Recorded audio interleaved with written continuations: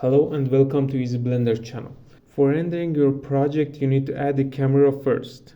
Press Shift A and search for camera. Click on camera.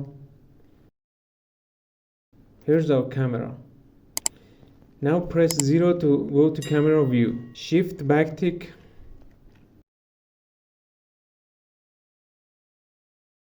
To move the camera, if you press W, camera moves forward. If you press S, camera moves backward. Press D and right, press A and left. E for going up and Q for going down.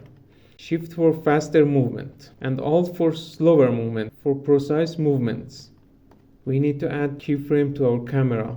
Move a camera to a position and choose frame 0, and if you press I, the keyframe gets added. Okay, let's move the camera to another position. Choose frame 100 or any number you want and move the camera to another position. Now let's go to frame 200. Press I. Now go to frame 0. If you press a space or click on this, you can see the camera is moving.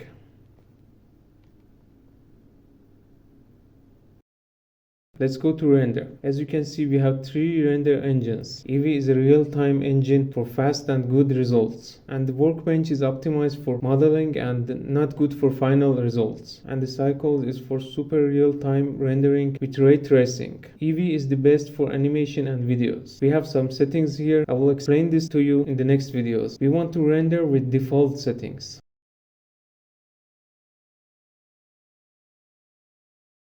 If you want your render to be a video, you must choose FFmpeg video format. From here, you must choose the destination for your file. I choose desktop. And you must choose a start frame and end frame for it. My start frame is 0 and end frame is 200. Now from here, click on render, render animation.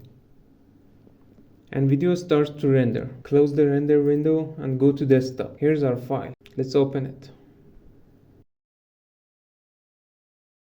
Okay, that's it for today. Thanks for watching. See you next time.